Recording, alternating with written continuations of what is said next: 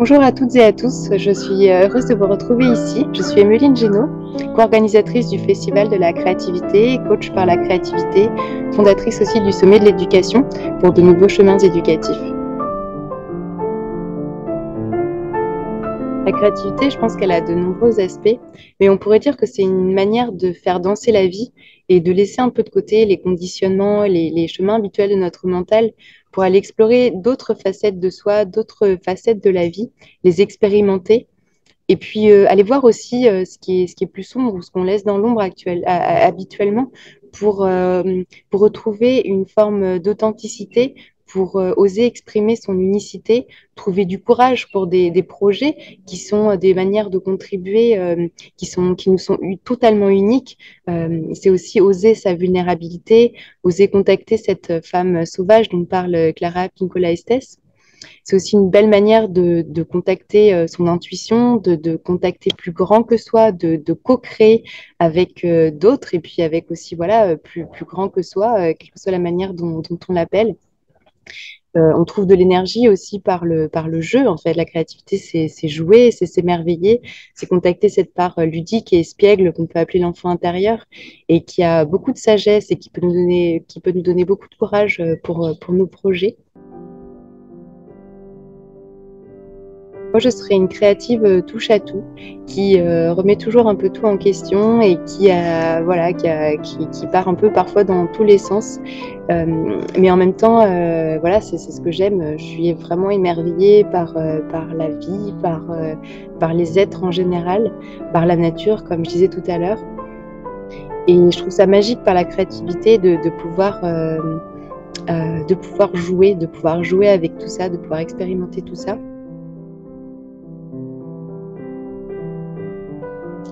Pour moi, la connexion à la nature, c'est vraiment essentiel. Maintenant, il y a des études scientifiques qui le montrent à quel point c'est important pour le moral, pour la santé physique aussi, pour développer la créativité, pour les facultés cognitives, notamment des enfants.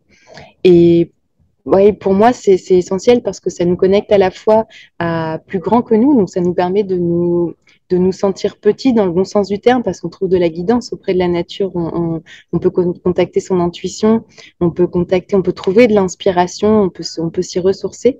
Et en même temps, c'est une occasion de se sentir, de se connecter à notre nature qui est vaste, à notre nature qui est puissante dans le bon sens du terme, qui est infiniment voilà, créative, multiple, euh, euh, changeante. Et, euh, et ouais, ça nous connecte à notre humanité en même temps que ça nous connecte au fait qu'on n'est jamais séparé de la nature. J'ai suivi des transmissions autour des rituels de connexion à la nature, selon les peuples premiers, et puis la roue de médecine, selon les Indiens Kéros, avec Elisabeth Maille. Et puis par ailleurs, j'ai suivi aussi la formation Pasteur de nature avec Éveiller Nature pour animer des groupes pour les enfants. J'ai fait des formations à la nature naturelle, à la permaculture. Donc la nature, c'est vraiment important pour moi.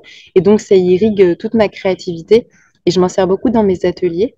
Et donc, c'est ce que vous verrez dans le Festival de la créativité, puisque mon atelier, c'est des rituels, si on peut dire, de créativité en nature, qui nous reconnectent justement au vivant qui nous traverse, qui permettent de déposer ce qui est plus difficile, de trouver de l'énergie, de la guidance, si on peut dire, de se reconnecter à son corps et en même temps de s'élargir, de s'étendre et de pas, comment dire, de retrouver de l'espace, de la liberté et du choix.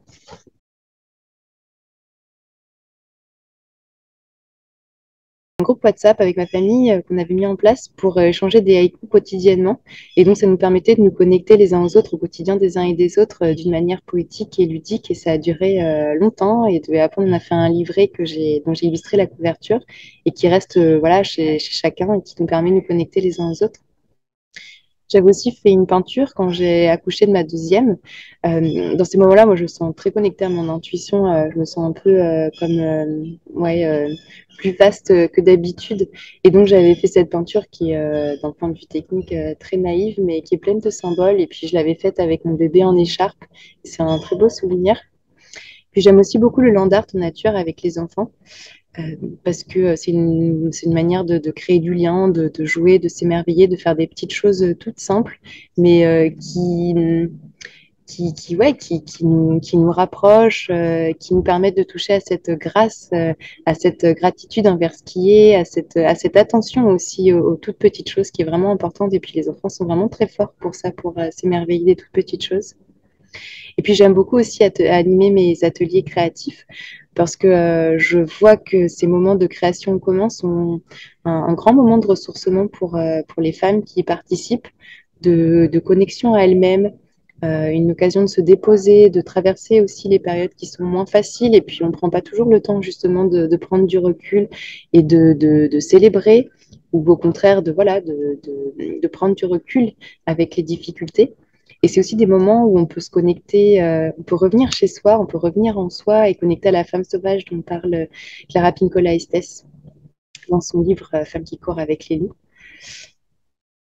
Et puis comme je crée des sommets en ligne, les événements en ligne, c'est des belles expériences de co-création. C'est comme de la permaculture où on sème et puis on regarde ce qui pousse en fonction de ce qui est là, des éléments, de la magie de la nature, de l'inattendu de la nature. Et bien, avec les événements en ligne, c'est un peu le même principe. En fait, on a une idée, on commence à semer des graines et puis après, on joue avec ce qui apparaît et on fait avec les surprises de ce qui se crée, de ce qui se co-crée.